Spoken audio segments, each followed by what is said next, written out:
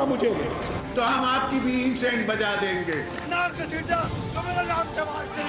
United States ended 20 years of war in Afghanistan.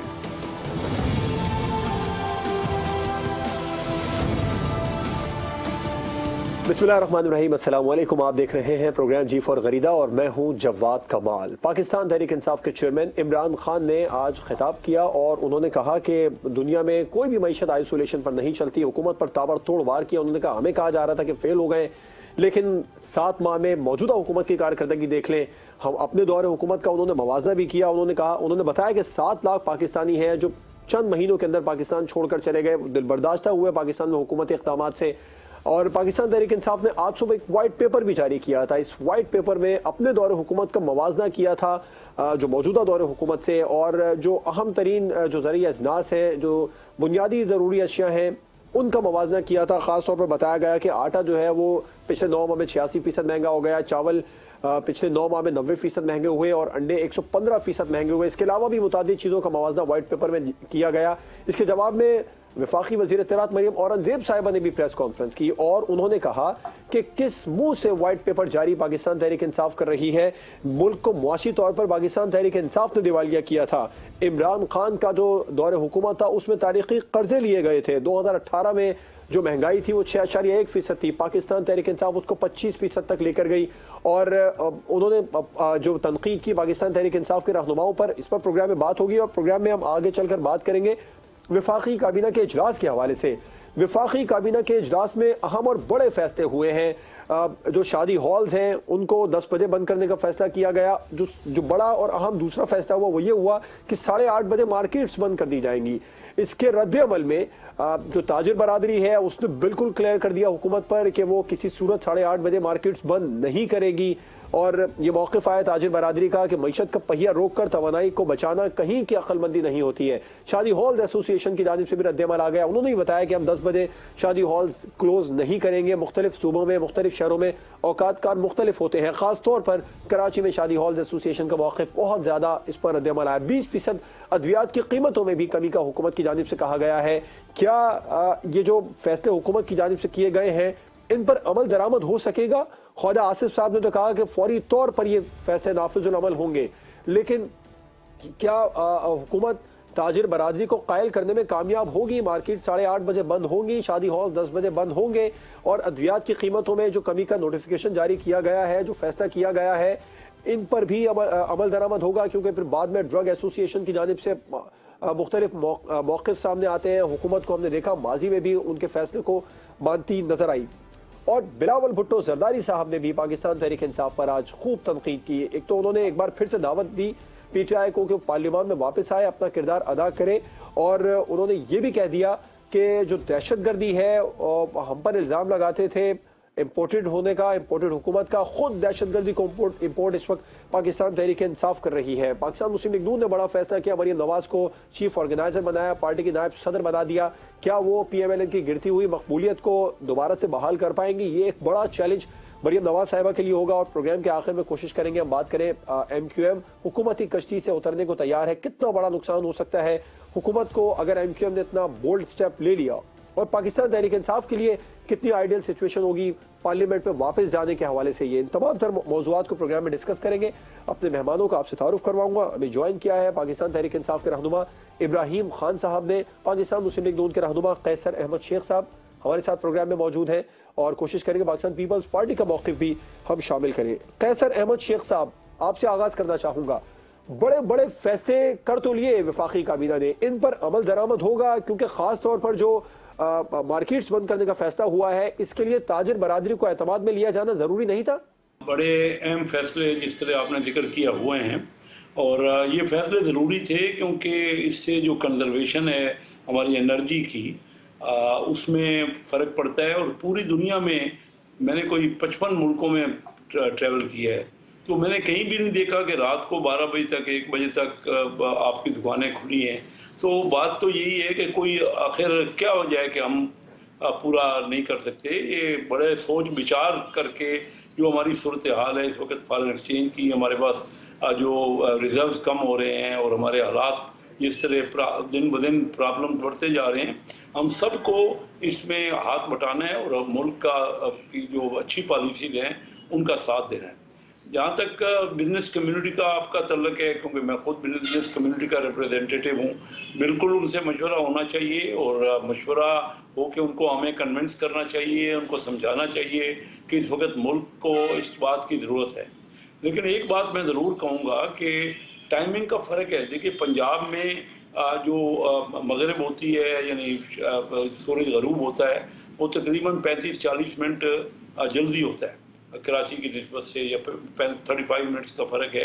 तो अगर वहाँ 10 बजे शादी हाल बंद होते हैं तो यहाँ 10:30 बजे का टाइम कराची में, क्योंकि लोग लेट फारिग होते हैं अपने बिजनेस से, और वो वक्त उतना ही होगा अगर आप जो है वो देखेंगे कि सूरज गरूब हो रहा है, तो उसके बाद जितना आपने टाइम देना है।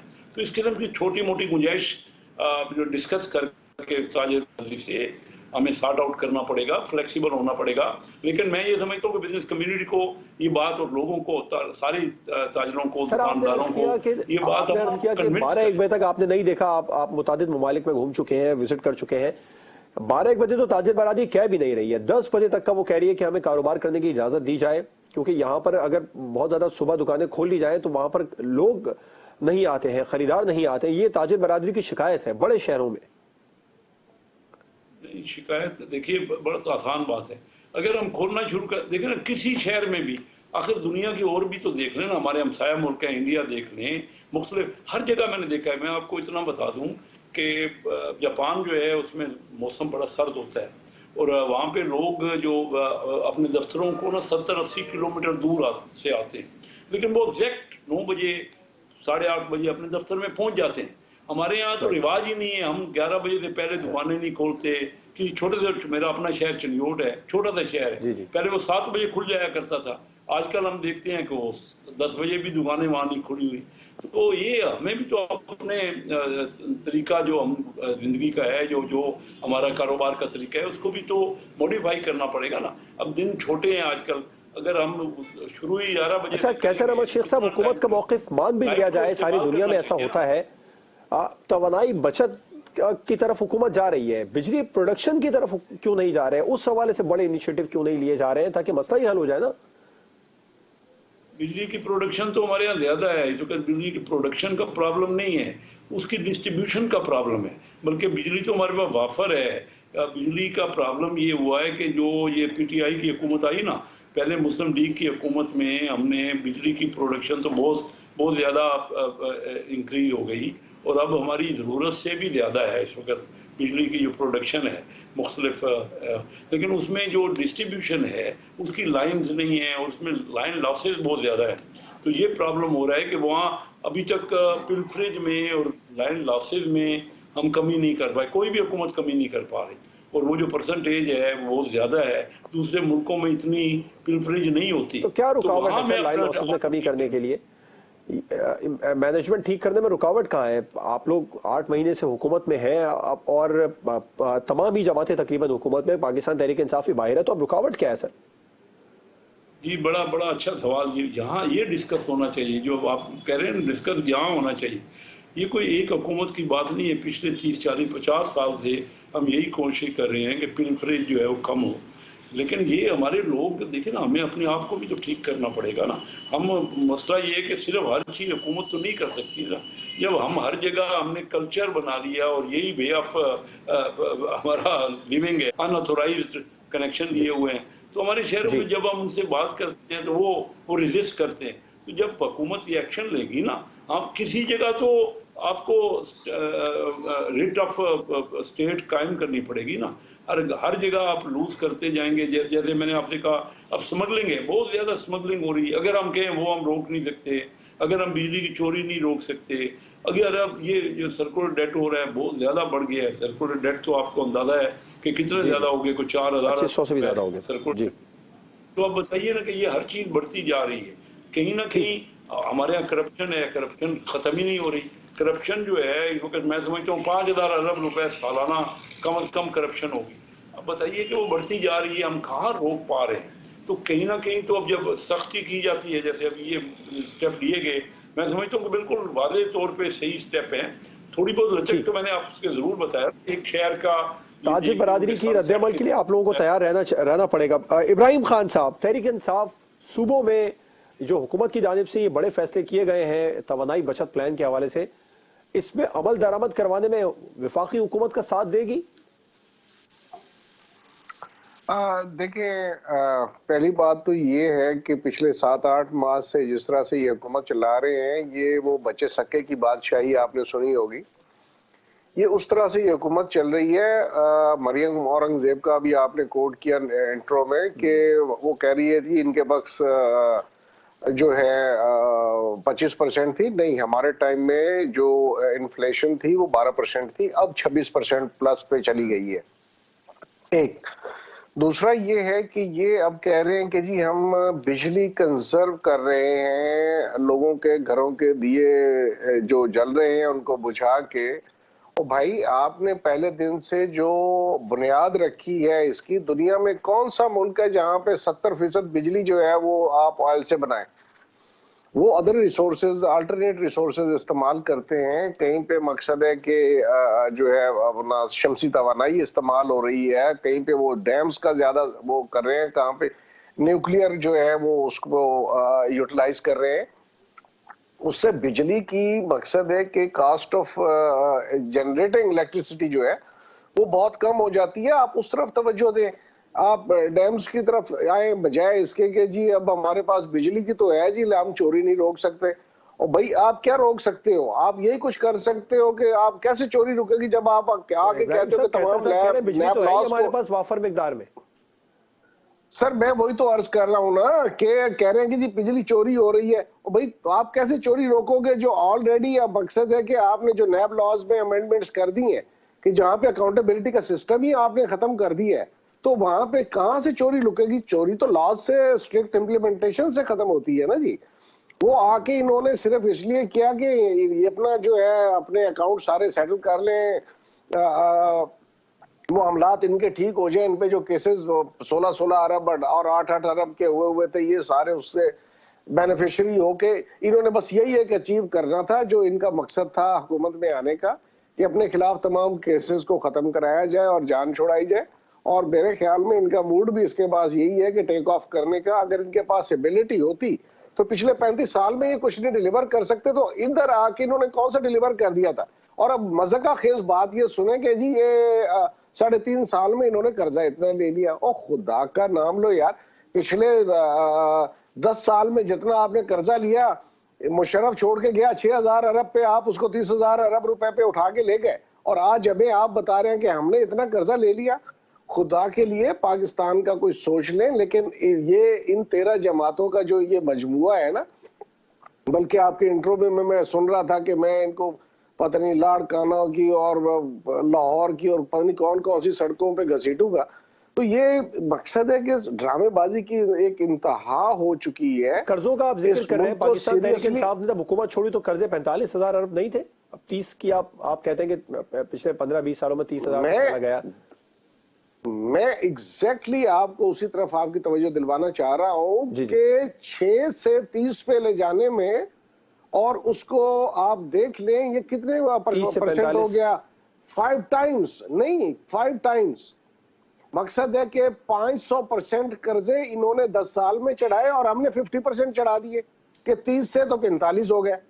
मेरी इसको समझे ना, कहां 50% और कहां 500% जो कर्जे इन्होंने चढ़ाए। और ये जो 3.5 साल वाले हैं जो इकोनॉमी को 6.5% पे या 6% पे कंसेक्टिव 2 इयर्स में कोरोना के होने के बावजूद वो उसको 6% जीडीपी ग्रोथ को लेके गए। ये बताएं इब्राहिम खान साहब, मैं व्हाइट पेपर के हवाले से तो आगे चलकर बात करूंगा। ये बताएं, ताजिर बरादरी एहतजाज करने का इरादा रखती है, मौजूदा हुकूमत की जो पॉलिसी है ये 8:30 बजे दुकानें बंद करने के हवाले से, पाकिस्तान तहरीक इंसाफ इस एहतजाज में ताजिर बरादरी के साथ होगी? 100% साथ होगी। इस हवाले से साथ होगी कि जो कोई थोड़ी बहुत बिजनेस एक्टिविटी रह गई है, टेक्सटाइल इन्होंने तबाह कर दी है, बाकी आपकी जो एक्सपोर्ट्स हैं वो नीचे आ रही हैं, और डेली बुनियाद पे जो है आपकी इंडस्ट्रीज बंद होती जा रही हैं। लोग सोच रहे हैं कि यार अब क्या करें, वो जैसे खान साहब ने कहा लोग बाहर शिफ्ट हो रहे हैं। तो अब जो कोई थोड़ा बहुत लोगों का लोकली जो लोग बाहर नहीं जा सकते, इब्राहिम खान साहब, ये तवानाई बचत प्रोग्राम पर तो पाकिस्तान तहरीक इंसाफ ने भी काम किया था, शादी हॉल्स के हवाले से और सर जो मार्केट्स बंद करने के हवाले से। तो अब क्या आप नहीं समझते मुल्क की माशी बेहतरी के लिए हुकूमत के साथ चला जाए, हुकूमत को सपोर्ट किया जाए? मुल्क की मुआशी बेहतरी के लिए ये किया जाए कि सोर्स ऑफ इलेक्ट्रिसिटी जनरेशन जो है, कॉस्ट ऑफ इलेक्ट्रिसिटी जनरेशन जो है, उसको कम करने की तरफ लाया जाए।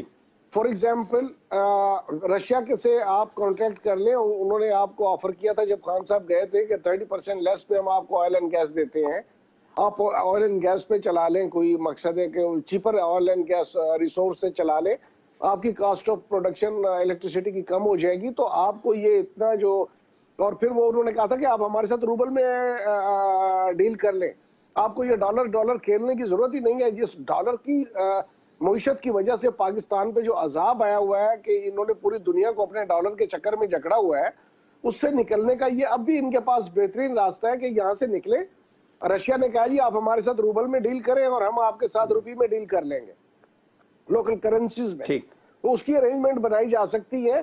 तो ये जो जी डॉलर 240 का हो रहा है, डॉलर 260 का हो गया है जी उसमें जो है प्राइवेट मार्केट में, तो ये सारे हमें इस डॉलर के चक्कर से निकलने की जरूरत है इस मुल्क को, और इस मुल्क को उस तरफ लेके जाने की जरूरत है जहां पे कि हमारे देखिए हमारे जियो स्ट्रेटेजिक पोजीशन देख लेना, हमारा बनता भी जो है वो चाइना, रशिया, पाकिस्तान और ईरान से अगर आप चाहें तो ये बड़ा अच्छा एक आपका बिजनेस कम्युनिटी डेवलप हो सकती है, कारोबार जिंदगी बहुत बेहतर हो सकता है, बजाय अमेरिका की गुलामी में हर वक्त आप बैठे हुए हैं, वो जो हुक्म करते हैं और डॉलर आपको जी आप भीख मांगने के लिए कभी उधर भाग रहे हैं कभी उधर भाग रहे हैं। आप उस चीजों से जान छुड़ाएं जो जिनकी वजूहात की बिना पर पूरी कौम को आपने शिकंजे पे चढ़ाया हुआ है। अब तो खान साहब भी कह रहे हैं ना कि IMF के पास जाना पड़ेगा, रास्ता नहीं है कोई और, अगर हुकूमत में आ भी गए तो कैसे जान छुड़ाएंगे सर? जान तो आप लोग भी नहीं छुड़ा पाएंगे।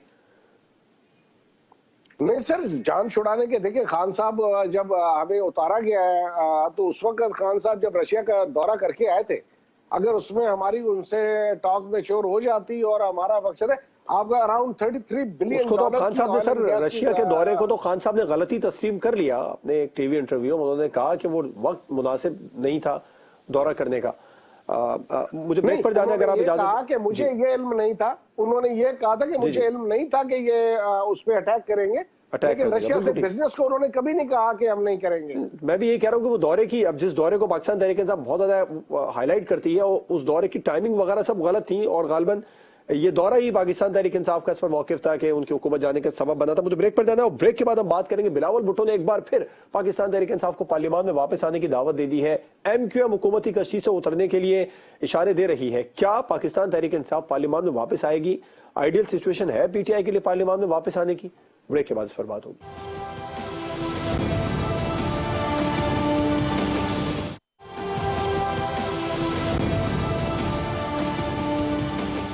Welcome back. पाकिस्तान तहरीक इंसाफ को पार्लियामान में वापस आने की दावत बिलावल भुट्टो जरदारी साहब ने एक बार फिर दी है और उन्होंने कहा है कि PTI पार्लियामान में वापस आए, अपना किरदार अदा करे। इस्तीफों के मामले पर उन्होंने PTI को टॉन्ट किया। उन्होंने कहा कि जब इस्तीफों का मामला आता है तो शाह महमूद कुरैशी, परवेज खट्टर गायब हो जाते हैं, इसलिए इस मामले को छोड़े, पार्लियामान में वापस आए, अपना किरदार अदा करें।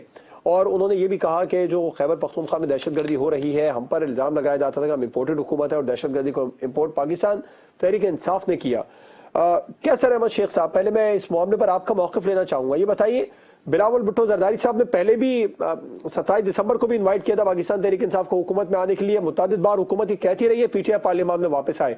उसके बाद में कुरैशी साहब ने बिल्कुल वाज़ेह कर दिया था एक सहाफ़ी के सवाल के जवाब में कि अगर प्राइम मिनिस्टर हमें दावत देंगे तो हम पार्लियामान में वापस आकर अपना किरदार अदा करने को तैयार है।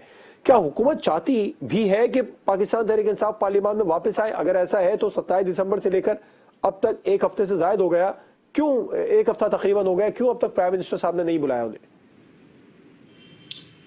जी देखिए, इसमें तो कोई शक ही नहीं, कई बार हम उनसे कह चुके हैं, हुकूमत बिल्कुल चाहती है कि ज़्यादा लोग जो है ये जो है ना आके असम्बली में वहाँ आके बात करें, अपना पॉइंट ऑफ व्यू दें अगर इलेक्शन पे भी बात करनी है तो असेंबली में आए ना। हम तो कई बार हमारे तमाम मिनिस्टर्स भी इंडिविजुअली भी कह चुके हैं, मैं अपने प्रोग्रामों में कई बार कह चुका हूँ, ये तो हम चाहते हैं लेकिन वो इलेक्ट होके आए हैं 5 साल के लिए, लोगों ने उनको इलेक्ट किया है, लोगों के नुमाइंदे हैं। वो खामखा की जिदबाजी और इसमें आके वो हर चीज़ से तो रुठ बैठते हैं ना, तो उनका अंदाज अपना ही है सियासत का। इससे पहले ऐसा अंदाज पाकिस्तान में नहीं होता था, तो वो तो अब सूबाई असम्बलियों में छोड़ना चाह रहे हैं। एक तरफ तो वो इलेक्शन लड़ते हैं कि असम्बलियों में जाएं, दूसरी तरफ वो बाइकाट करते हैं, वहाँ से हट जाते हैं और असम्बली में आते नहीं हैं। बहरहाल हम तो कई बार इनको इनवाइट कर चुके हैं और मैं समझता हूँ कि मकसद भी यही है। अपोजिशन के बगैर भी देखिए ना, कोई इन हाउसेज का फ़ायदा तभी होता है जब हेल्दी डिबेट हो, मुख्तलिफ पॉइंट ऑफ व्यू सामने आए। अब आप इब्राहिम खान साहब से बात कर रहे थे, इब्राहिम मेरा बड़ा कोलीग है और मैं उसको, अब देखिए ना इस किस्म की बात करना, अगर आप कहें कि आजकल एनर्जी क्राइसिस है, पूरी दुनिया यही कंजर्वेशन कर रही है और हम कहें कि हम उनको सपोर्ट करेंगे कि वो रात गए तक दुकानें खोल के बैठ जाएं, और फिर आप ये कहें जी रशिया से, ओ भाई 3.5 साल आपने रशिया से क्या किया? अभी तक तो कोई मुझे MOU दिखा दें। हकीकत की बात करें ना, हम सच्चाई पे आए। अगर हमने लोगों को, अपने सिटीजन को ट्रेन करना है तो झूठ बोलाऊंगा मैं, अगर मैं झूठ बोलूँगा तो लोग नहीं हमें फॉलो करेंगे ना। देखिए सच्ची बात ये है कि कोई भी, और इसमें कोई फ़र्क नहीं है, अथेंटिक में बात कर रहा हूँ, कि कोई मेमोरेंडम ऑफ अंडरस्टैंडिंग भी कि हमारी ख्वाहिश है या हम चाह रहे हैं, मेमोरेंडम ऑफ अंडरस्टैंडिंग की मुराद ये नहीं है कॉन्ट्रैक्ट, बल्कि हम चाह रहे हैं कि ये काम हो, उस सबसे पहला डॉक्यूमेंट होता है, वो भी रशिया के साथ साइन हुआ हो। और अभी भी रशिया से कोई आसान नहीं है जो आप कह रहे हैं ना रिफाइनरीज में हमारे वो टेक्नोलॉजी है, हम तो ईरान से ले नहीं पा रहे, जो गैस लाइन हमारी बिछी पड़ी है। बहरहाल ये बातें ऐसी करनी चाहिए जो कि हकीकत हो ना, जो ठीक है, ये बातें ये तो हो रही है सर, बातें एक दूसरे को तनकीदी रिश्ते चलाए जा रही है। बताए पाकिस्तान तहरीक इंसाफ को पार्लियामान में वजीर आजम साहब खुद दावत देंगे आने की? जी बिल्कुल अर्नेस्टली दावत देंगे, उनको गुजारिश करेंगे कि वो ना सिर्फ पार्लियामेंट में आए बल्कि स्टैंडिंग कमेटी में, मैं चेयरमैन हूँ नेशनल असम्बली की स्टैंडिंग कमेटी फाइनेंस और रेवेन्यू का, सारे जो मीशत के मामलात हैं वहाँ पे डिबेट होते हैं, तमाम इदारे वहाँ हमें इंफॉर्मेशन देते हैं कि मामलात क्या चल रहे हैं, फर्स्ट हैंड इंफॉर्मेशन होती है। तो मैं ये चाहूँगा कि इनके मेंबर हैं हमारे साथ 21 मेंबरों में से 9 या 10 मेंबर PTI के हैं, तो ये रूट के बैठ गए हैं। अब आए ना, वहाँ पे आए, ये क्या चाहते हैं वहाँ पे, जो बात करता हूँ मैं एज ए चेयरमैन इनको इनवाइट करता हूँ, हर इनकी चीज़ जो एजेंडे पे लाना चाहें मुझे बताएं, हम उस आइटम को वहाँ थ्रेडबेयर डिस्कस करेंगे, डिबेट करेंगे। तो इनवाइट कर रहे हैं कैसर अहमद शेख साहब, कहीं ऐसा तो नहीं है आने वाले दिनों में आप लोग MQM को भी इन्वाइट कर रहे हो? क्योंकि MQM भी काफी ज्यादा नाराज नजर आ रही है, हुकूमती कश्ती से उतरने का इशारा भी दे चुकी है, मुतालिबात की अगर मंजूरी ना हुई तो इस मामले पर मुज़ाकरात कहाँ पहुंचे? MQM को मना लिया जाएगा सर? जी MQM को हम किसी सूरत में नहीं जाने देंगे अपने साथ से, वो उन्होंने हमारी सपोर्ट की है, और ये जो हुकूमत जो नो कॉन्फिडेंस हुआ है उसमें MQM का बहुत बड़ा रोल है। और MQM जो है ना वो दरमियाने लोगों की, वो जो कराची के जो मिडिल इनकम ग्रुप है ना उनको नुमाइंदगी करते हैं। और मैं ये समझता हूँ कि पीपल पार्टी ने भी ये कहा है कि वो उनकी एलाई जमात है और वो मिलजुल के फैसले करेंगे, उनको साथ रख के अपने फैसले करेंगे। मैं समझता हूँ MQM को किसी सूरत में भी हमने इस जो कोलिशन है उसके साथ ही रखना है, और तभी हमारी ये हुकूमत चल भी सकती है। और मैं समझता हूँ कि मुज़ाकरात कामयाब होंगे, उनका पॉइंट ऑफ व्यू जो जस्टिफाइड है उसको माना जाएगा, और उनको हमेशा हमारी कोशिश होगी कि वो हमारे साथ रहें। और इसी तरह PTI आए ना, असम्बलियों में आए। अगर लेकिन जो हल्का बंदियों को लेकर उनसे डील हुई थी पाकिस्तान पीपल्स पार्टी की, उस पर MQM का ये मौक़िफ़ सामने आ रहा है कि हल्का बंदियों के मामले को तो पीपल्स पार्टी ने इलेक्शन कमीशन को सपोर्ट कर दिया है। ऐसा लग रहा है इलेक्शन कमीशन का सहारा लेकर MQM के साथ मौजूदा हुकूमत को हाथ करने वाली है। वो जो पुराने वादे हैं वो वफा होंगे या कोई नया वादा होगा उनके साथ? सर मैंने आपसे अर्ज किया, हम अफोर्ड ही नहीं कर सकते, कोई भी नहीं अफोर्ड। पाकिस्तान में इस वक्त ये जो कोलिशन है ये सब ने मिल के ही चलना है, तो तभी ये हुकूमत आगे बढ़ेगी।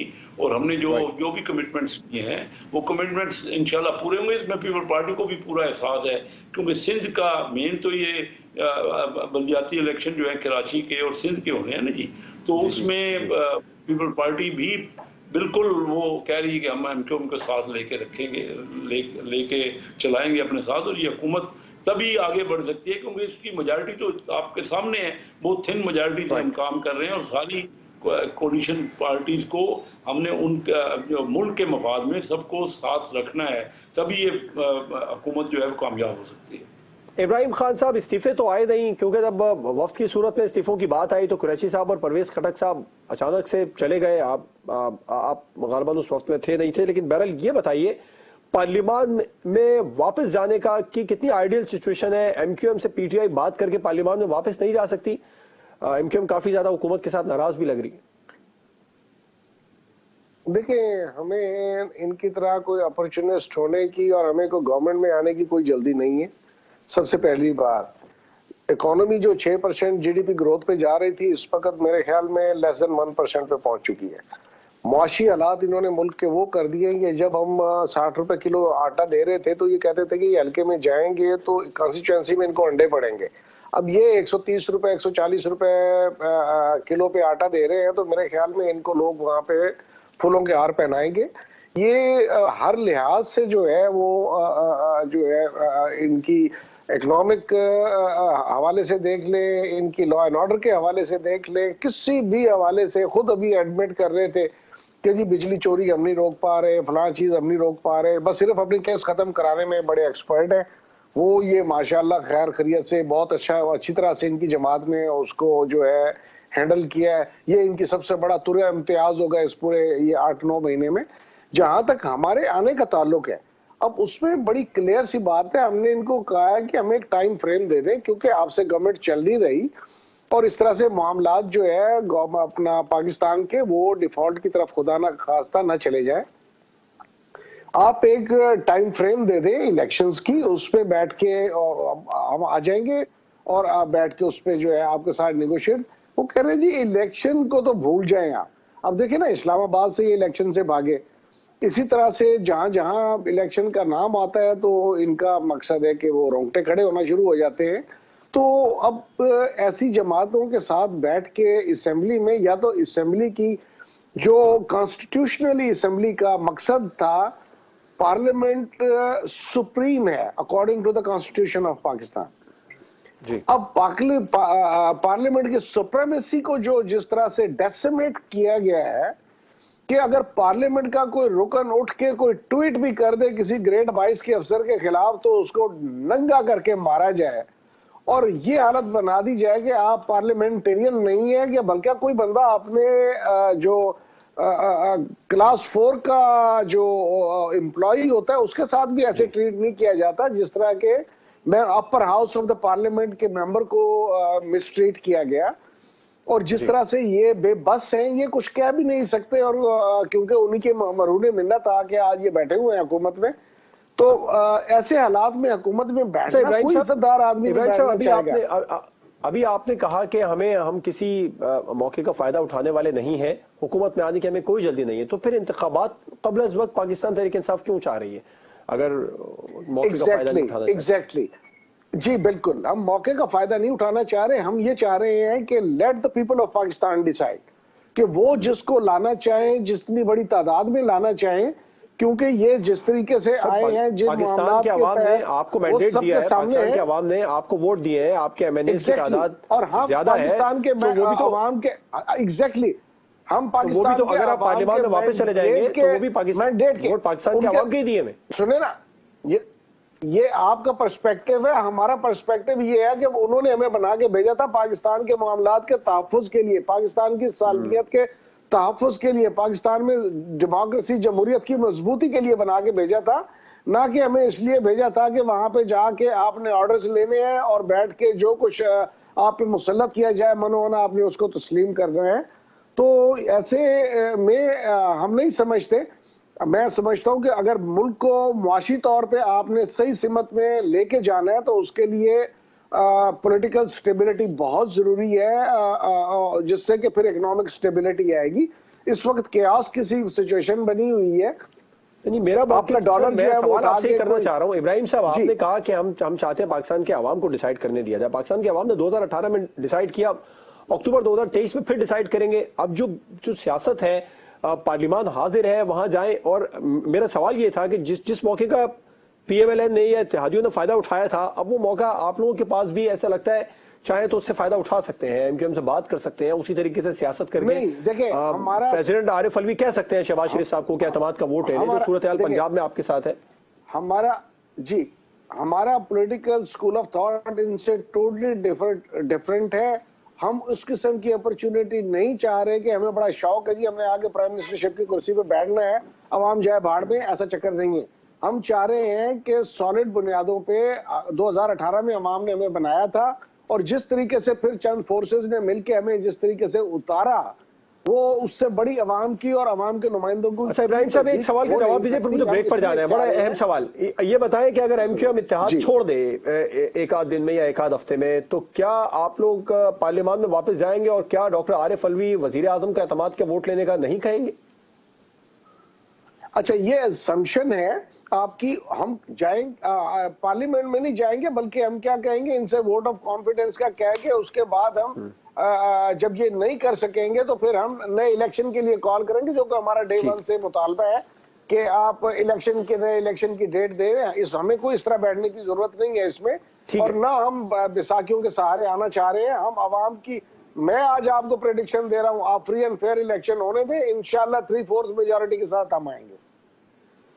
बिल्कुल ठीक है, ब्रेक पर जाएंगे। इस पर मौके कैसर अहमद शेख साहब का ब्रेक के बाद भी लूंगा, और मैं ब्रेक के बाद हम बात करेंगे जो पाकिस्तान तहरीक इंसाफ ने व्हाइट पेपर जारी किया, उसके जवाब में मरियम औरंगजेब साहिबा ने प्रेस कॉन्फ्रेंस की। आम आदमी को रिलीफ कब मिलेगा, व्हाइट पेपर कब तक जारी होते रहेंगे, इस पर बात एक ब्रेक के बाद होगी।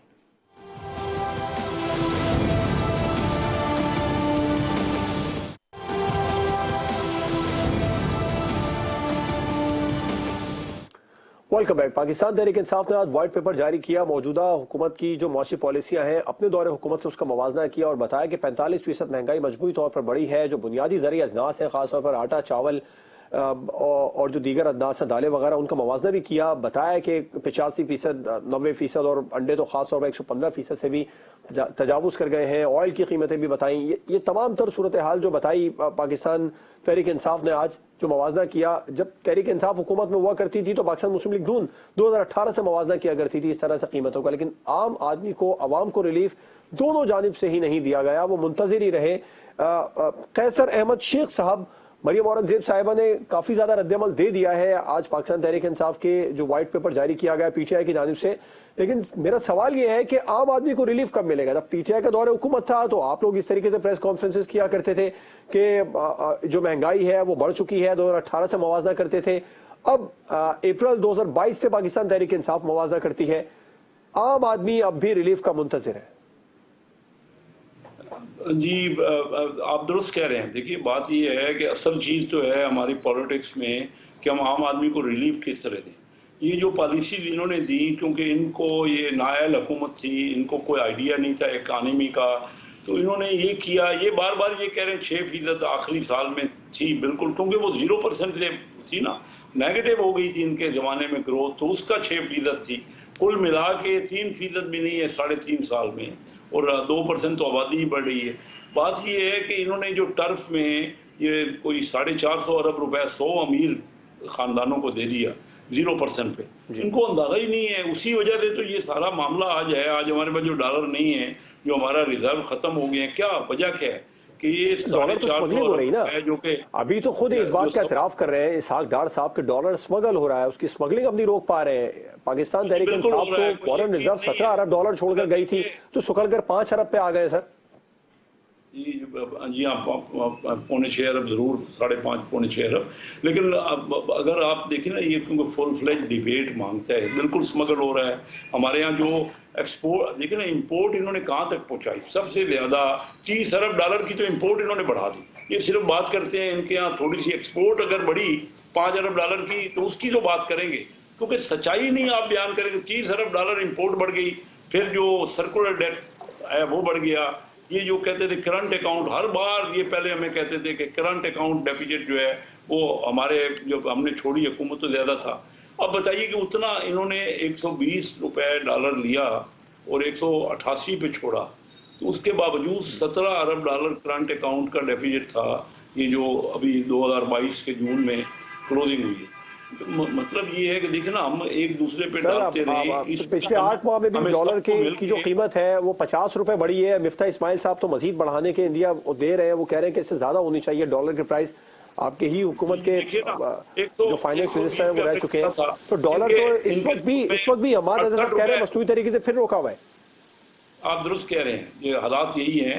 इनके दौर में 120 रुपए से 188 हो गए, अब आजकल 227 रुपए है, 30 रुपए तकरीबन और बढ़ गए। 30 से भी ऊपर है सर, बिल्कुल। ओपन मार्केट में रेट ज्यादा है, ओपन मार्केट में ज्यादा है।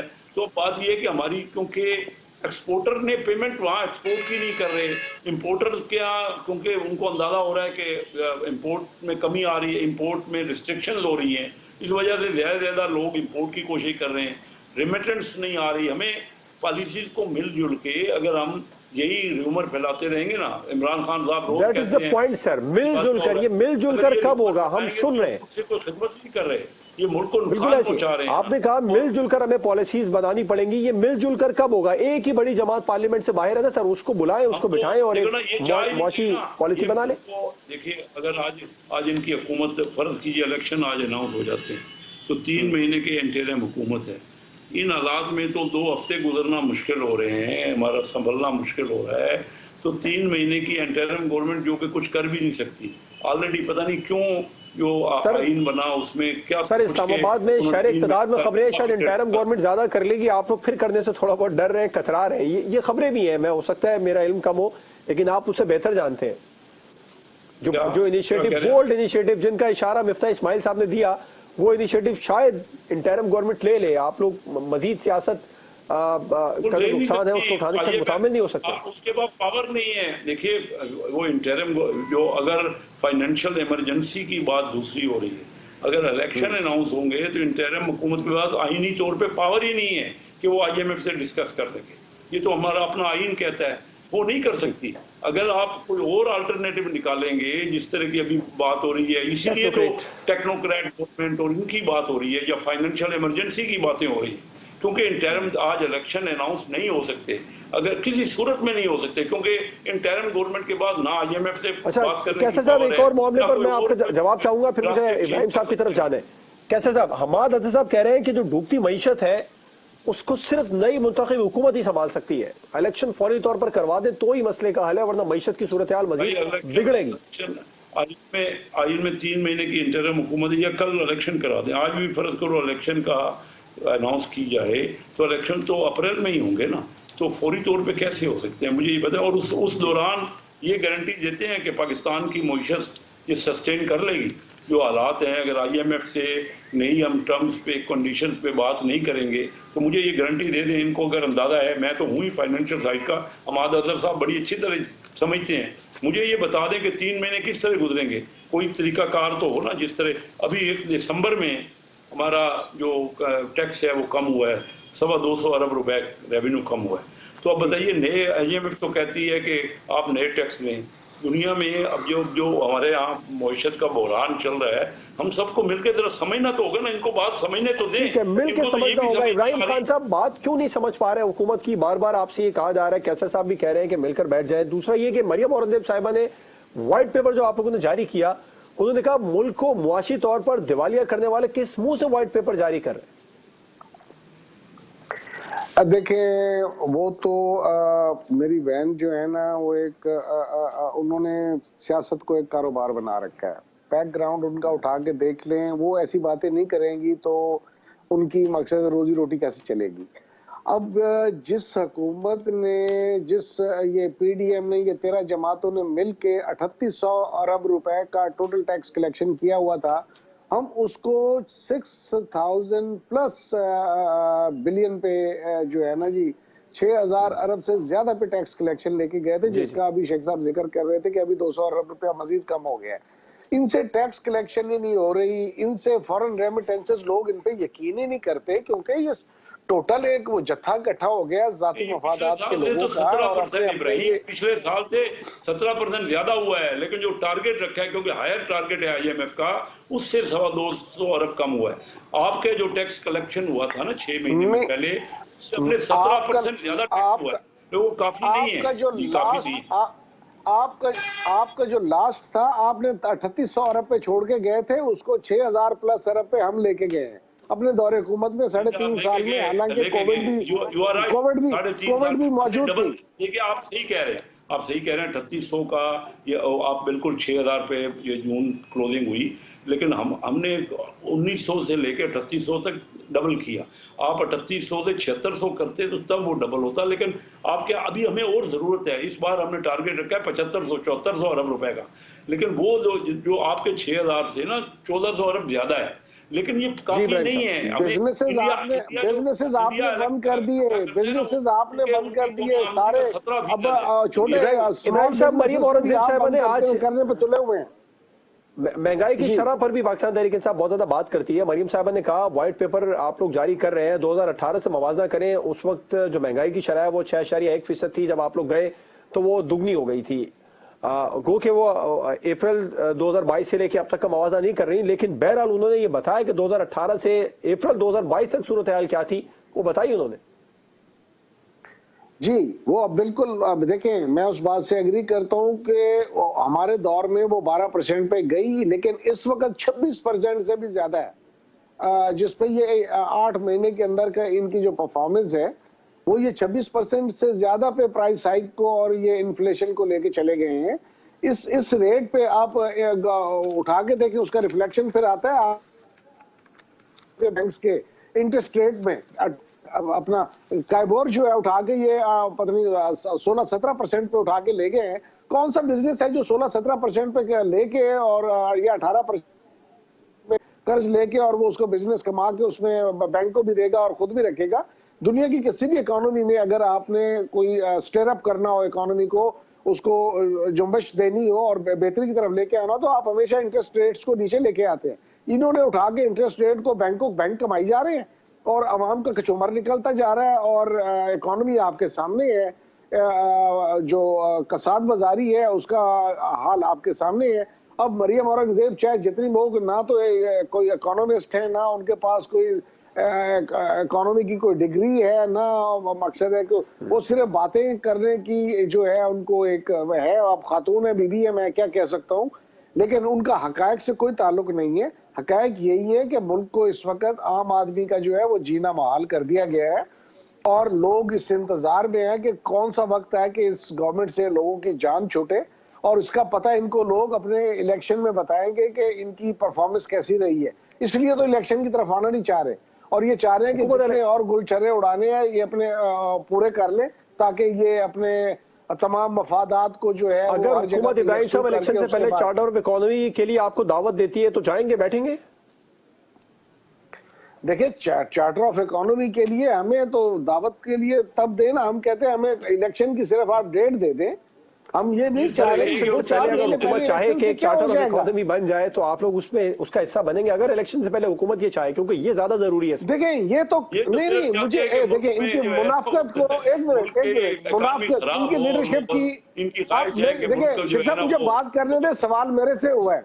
जी देखिए, बात ये है कि मुनाफकत की इनकी लीडरशिप का अंदाजा यहाँ से लगा लें। एक तरफ हमें कह रहे हैं कि जी ये बिल्कुल ही नाअहल थे, इनको हुकूमत चलाने नहीं आती, फिर हमारे साथ बैठ के मुशत मिसाक जमहूरी अपना जो है मुशत क्या करना चाह रहे हैं इनके मुताबिक, हमें तो पता ही नहीं है मुशत। बात आपके साथ बैठने की नहीं है, बात पाकिस्तान की है, तमाम सियासी जमातों की है, बात पाकिस्तान के अवाम की है। मैं वही आपको बताना चाह रहा हूँ, ये सिर्फ जो है वक्त गेन करने के लिए और अपने मफादात को कंसोलिडेट करने के लिए सारा इन्होंने चक्कर चलाया हुआ है, लेकिन ये ज्यादा देर चलेगा नहीं। इंशाअल्लाह बहुत जल्द अवाम का, पाकिस्तान का इनसे जान छूटेगी। 35 साल पहले ये अजाब की सूरत में मुल्क पर मुसल्लत रहे और इस हालत में लेके आए। अब जो ही इलेक्शंस होती हैं, जनरल इलेक्शंस, तो उसमें इनसे छुटकारा मिलेगा और इंशाअल्लाह हमेशा के लिए पाकिस्तान की जान छूट जाएगी। कोई प्रोग्रेसिव गवर्नमेंट आगे पाकिस्तान और आम आदमी की जिंदगी में बेहतरी के लिए सोचेगी। बिल्कुल ठीक है। इब्राहिम खान साहब और कैसर अहमद शेख साहब प्रोग्राम में हमारे साथ मौजूद थे। दोनों मेहमानों का बहुत शुक्रिया। प्रोग्राम आपने देखा नाजरीन, व्हाइट पेपर एक दूसरे के खिलाफ ऑपोजिशन जारी करती हैं हुकूमतों के खिलाफ। आम आदमी को रिलीफ देने के लिए इकदाम अब तक नहीं किए गए हैं। आम आदमी अब भी रिलीफ का मुंतजिर है। गालिबन अब वक्त है कि मईशत की बेहतरी के लिए हुकूमत में शामिल जमातें और पाकिस्तान तहरीक इंसाफ एक प्लेटफॉर्म पर आए और एक मिसाक़ मईशत पर दस्तखत हो। इजाजत दीजिए, अल्लाह हाफिज।